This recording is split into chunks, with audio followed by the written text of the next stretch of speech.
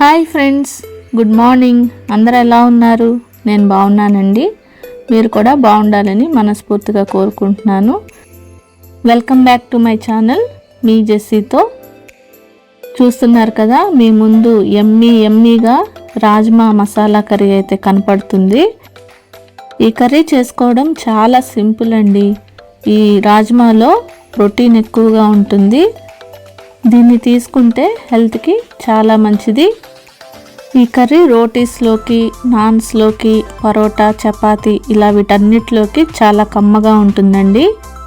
అయితే ఈ curry preparation చూసే ముందుగా మన ఛానల్ని ఎవరైనా ఫస్ట్ టైం చూస్తున్నట్లయితే ప్లీజ్ సబ్స్క్రైబ్ చేసుకోండి. సబ్స్క్రైబ్ చేసుకొని పక్కనున్న బెల్ ఐకాన్ మీద క్లిక్ చేసి ఆల్ అనే ఆప్షన్ నొక్కితే నేను వీడియో పెట్టగానే నోటిఫికేషన్స్ వస్తాయి. ఇప్పుడైతే కర్రీ ప్రిపరేషన్లోకి వెళ్ళిపోదామండి. చూస్తున్నారు కదా, ఇవి రాజ్మా సీడ్స్. ఇవి ఒక 1/2 kg వరకు తీసుకున్నానండి. తీసుకొని వీటిని ఒక 2 సార్లు శుభ్రంగా వాష్ చేసుకొని వీటిని 6 to 7 hours నేను నానబెట్టుకున్నాను. ఇలా నానబెట్టుకోవడం వల్ల ఇవి చాలా త్వరగా ఉడుకుతాయండి. మీకు టైం ఉంటే ఓవర్ నైట్ అయినా సోక్ చేసుకోవచ్చు. అంటే ముందు రోజు రాత్రి వీటిని నానబెట్టుకొని ఉదయం కూడా వీటిని ప్రిపేర్ చేసేసుకోవచ్చు. చాలా త్వరగా ఉడుకుతాయండి ఇలా చేయడం వల్ల. చూస్తున్నారు కదా, ఒక కుక్కర్ తీసుకున్నానండి. తీసుకొని ముందుగా నానబెట్టుకొని వాష్ చేసుకున్న ఈ రాజ్మా విత్తనాలని నేను ఈ కుక్కర్లో వేసుకుంటున్నాను. ఈ కుక్కర్లో ఇవి వేసుకొని ఒక 6 to 7 విజిల్స్ మనం రానివ్వాలండి. అప్పుడే ఇవి చాలా మెత్తగా ఉడుకుతాయి. ఇవి చాలా హార్డ్గా ఉంటాయండి, అంటే గట్టి గింజలు అన్నమాట. ఎక్కువసేపు నానాలి, అలాగే ఎక్కువసేపు ఉడికితే ఇవి చక్కగా మెత్తగా అయిపోతాయండి. సో నేను ఒక 6 to 7 విజిల్స్ వరకు వీటిని ఉడికించుకుంటున్నాను. ఇవి ఉడకడానికి చాలా వాటర్ పడతాయండి, చాలా గట్టిగా ఉంటాయి కాబట్టి కొంచెం ఎక్కువ వాటరే తీసుకోవాలి. చూస్తున్నారు కదా, ఇలా నేను ఎక్కువ వాటర్ వేసుకొని వీటిని ఉడికించుకుంటున్నాను. వీటిలోకి సాల్ట్ వేసుకుంటున్నానండి. ఒక 2 స్పూన్లు సాల్ట్ వేసుకుంటున్నాను. సాల్ట్ వేసుకోకపోతే ఈ గింజలు చప్పగా ఉంటాయండి. సో అందుకని నేను ఒక 2 స్పూన్లు సాల్ట్ ముందు యాడ్ చేసుకుంటాను. తర్వాత కర్రీలోకి మనము ఉప్పు చూసి తర్వాత కావాలంటే వేసుకోవచ్చు.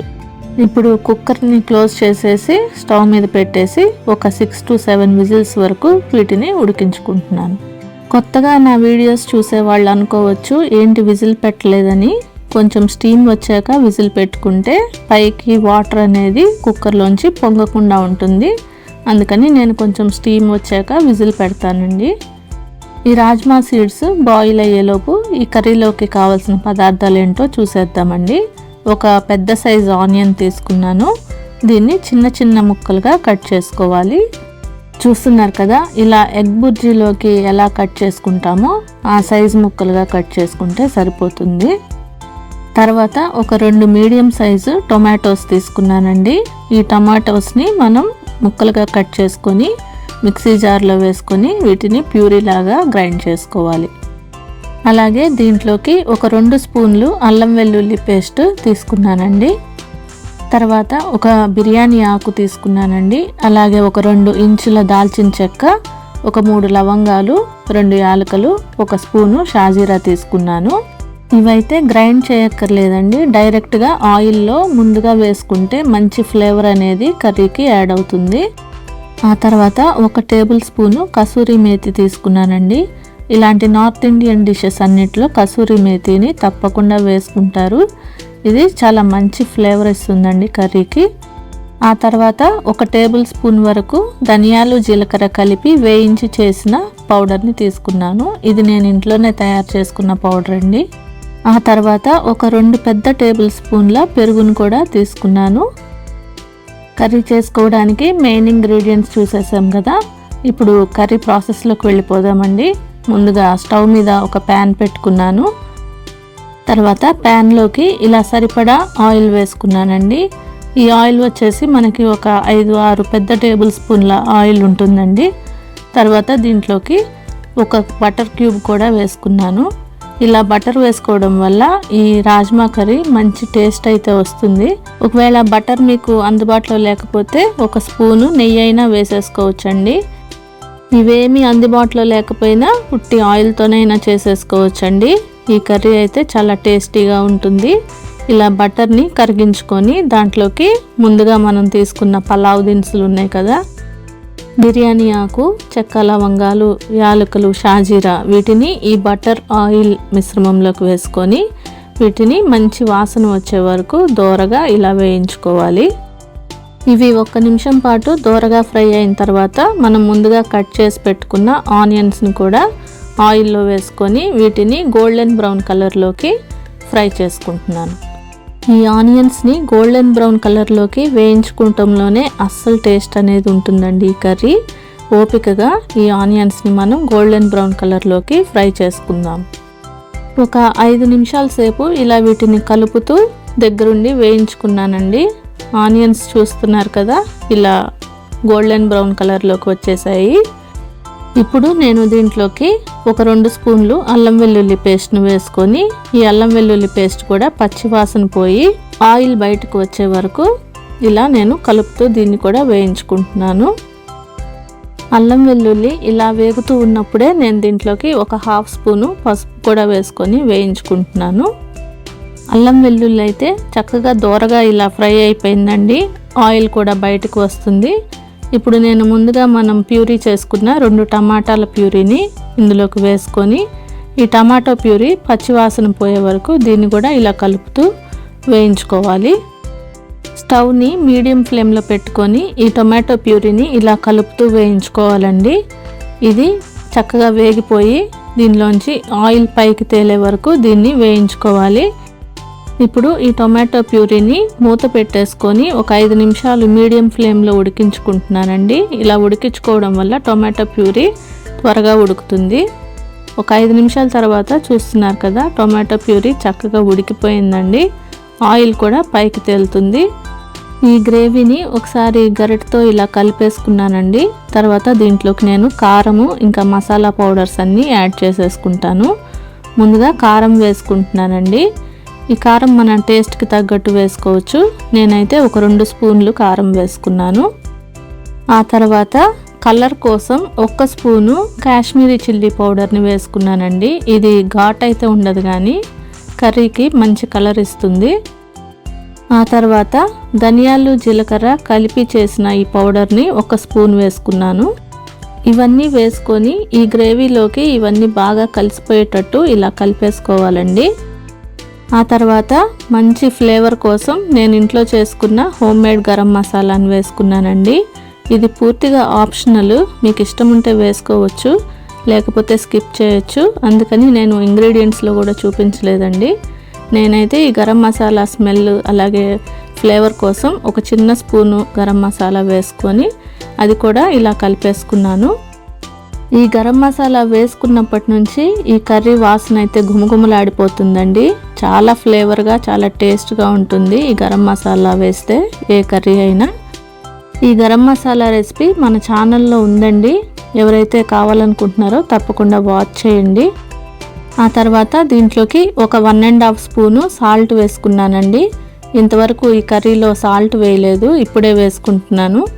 ముందు రాజ్మాని మనం ఉడికించుకునే ముందు ఒక 2 స్పూన్లు సాల్ట్ అందులో వేసుకున్నాం కాబట్టి చాలా తక్కువ సాల్ట్ వేసుకున్నానండి. అవసరమైతే రాజ్మా వేసుకున్న తర్వాత ఒకసారి చెక్ చేసుకొని మళ్ళీ యాడ్ చేసుకోవచ్చండి. ఎక్కువైతే తీయలేం కదా, తక్కువైతే యాడ్ చేసుకోవచ్చు. కానీ ఇప్పుడు ప్యాన్ మీద మూత పెట్టేసుకొని లో ఫ్లేమ్లో ఒక 5 నిమిషాలు ఉడికించుకుంటున్నానండి.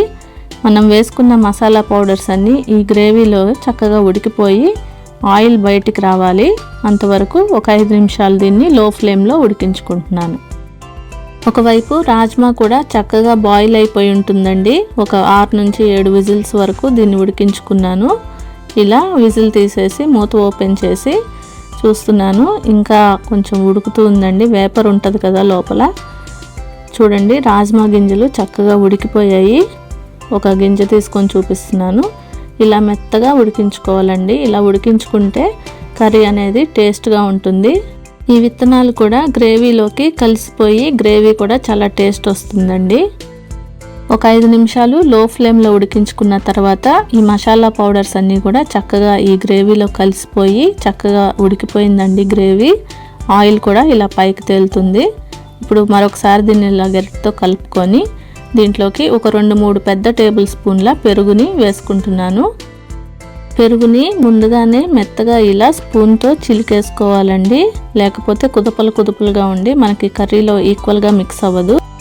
పెరుగుని వేసుకొని ఈ పెరుగు కూడా చక్కగా ఈక్వల్గా ఇలా కలిసిపోయేదాకా దీన్ని కలుపుతూ చక్కగా ఉడికించుకుంటున్నానండి. ఈ పెరుగు కూడా చక్కగా ఉడికిపోవడానికి నేను ఒక 5 నిమిషాలు దీన్ని మళ్ళీ లో ఫ్లేమ్లో ఉడికించుకున్నానండి. చూస్తున్నారు కదా, ఒక 5 నిమిషాల తర్వాత దీంట్లోంచి ఆయిల్ ఇలా బయటకు వచ్చేసింది. ఇలా వస్తే ఏంటంటే మనకి కర్రీ అనేది చక్కగా ఉడికిపోయిందని అర్థం. ఇప్పుడు అసలైన మన మెయిన్ ఇంగ్రీడియంట్ అయిన రాజ్మాని దాన్ని వాటర్తో కలిపి ఇలా వేసేసుకోవాలండి. ఎందుకంటే వాటర్లోకి చాలా న్యూట్రియంట్స్ వెళ్ళిపోతాయి కాబట్టి వాటర్తో పాటు దీన్ని ఇలా వేసేసుకొని ఒకసారి దీన్ని కలుపుకోవాలండి. ఇలా స్మూత్గా కలుపుకొని తర్వాత స్టవ్ని మీడియం ఫ్లేమ్లో పెట్టుకొని ఈ వాటర్ కొంచెం ఎగిరిపోయి మనకి కర్రీ దగ్గర పడే వరకు దీన్ని ఒక 5 నుంచి 10 నిమిషాలు మీడియం ఫ్లేమ్లో ఉడికించుకున్నాను. చూస్తున్నారు కదా, ఈ కర్రీ అయితే దగ్గర పడిందండి. ఇలా చేయడం వల్ల మనకు రాజ్మా గింజలు కూడా ఈ వాటర్లో ఈ గ్రేవీలో కలిసిపోయి కర్రీ అనేది స్మూత్గా క్రీమీగా తయారవుతుంది. ఈ కన్సిస్టెన్సీలోకి ఉంటే సరిపోతుందండి, ఎందుకంటే ఇది చల్లారే కొద్దీ గట్టిపడుతుంది కాబట్టి ఈ కన్సిస్టెన్సీలో మనము ఫ్లేమ్ ఆఫ్ చేసేసుకుంటే సరిపోతుంది. అయితే ఫ్లేమ్ ఆఫ్ చేసే ముందుగా ఇలా మనం గరిటెతో ఇలా నొక్కుతూ ఉంటే మనకి రాజ్మా గింజలు కూడా చక్కగా మెదిగిపోయి ఈ గ్రేవీలోకి కలిసిపోయి గ్రేవీ అనేది కొంచెం చిక్కగా తయారవుతుంది. ఇక ఫైనల్గా ఈ కర్రీలో మంచి ఫ్లేవర్ని యాడ్ చేసే ఈ కసూరి మేతిని ఇలా నలుపుతూ వేసేసానండి. కసూరి మేతిని వేసుకొని 1 నిమిషం పాటు దాన్ని ఇలా కలుపుకొని తర్వాత దీన్ని సర్వ్ చేసేసుకోవడమే. అంతేనండి, ఎంతో సింపుల్గా ఈజీగా మనం రాజ్మా కర్రీని హోటల్ స్టైల్లో ఇంట్లోనే చేసేసుకోవచ్చు. ఈ రాజ్మా కర్రీలో హై అమౌంట్ ఆఫ్ ప్రోటీన్ ఉండటం వల్ల ఇది చాలా బలమైన ఫుడ్ అండి. చిన్నపిల్లలకి చాలా మంచిది, అలాగే బలహీనంగా ఉన్న వారికి కూడా దీన్ని పెట్టడం వల్ల వాళ్ళకి చాలా బలం అనేది వస్తుందండి. ఇక ఫైనల్గా ఈ కర్రీలోకి నేను దించుకునే ముందుగా ఒక చిన్న బటర్ క్యూబ్ని కూడా వేసుకున్నాను. ఇలా బటర్ వేసుకోవడం వల్ల కర్రీలో మంచి టేస్ట్ అనేది వస్తుందండి. చక్కగా క్రీమీగా టేస్టీగా ఉంటుంది కర్రీ. ఈ కర్రీ నాన్స్లోకి, రోటీస్లోకి, పరోటాస్లోకి చాలా బాగుంటుందండి, చాలా టేస్ట్గా ఉంటుంది. సాయంత్రం పూట ఈ కర్రీ చక్కగా చేసేసుకొని చక్కగా మీ ఇంటిల్లిపాది ఎంజాయ్ చేయండి. ఈ రెసిపీ చూసారు కదా ఫ్రెండ్స్, మీకు నచ్చితే తప్పకుండా ఒక లైక్ ఇవ్వండి. అలాగే మీరు కూడా తప్పకుండా మీ ఇంట్లో ట్రై చేసి మీ కామెంట్స్ నాకు పోస్ట్ చేయండి. అలానే మరెన్నో ఇలాంటి టేస్టీ రెసిపీస్ కోసం మన ఛానల్ని తప్పకుండా సబ్స్క్రైబ్ చేసుకోండి. ఇప్పుడైతే ఈ కర్రీని నేను స్వయంగా టేస్ట్ చూసి మీకు టేస్ట్ ఎలా ఉందో చెప్తాను. రోటీ కర్రీ అయితే పెట్టేసుకున్నానండి. ఇప్పుడు దీని టేస్ట్ చూసి టేస్ట్ ఎలా ఉందో చెప్తాను.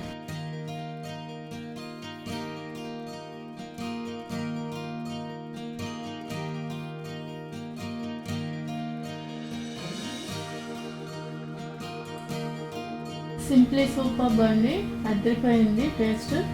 మీరు కూడా తప్పకుండా ట్రై చేయండి, చాలా బాగుంది టేస్ట్. మీరు కూడా తప్పకుండా మీ ఇంట్లో చేసుకొని మీ ఫీడ్బ్యాక్ ఏంటో నాకు కామెంట్లో పెట్టండి. మరొక టేస్టీ అండ్ హెల్తీ రెసిపీతో మళ్ళీ మిమ్మల్ని కలుసుకుంటాను. Thank you for watching friends. Keep smiling. Take care. Bye.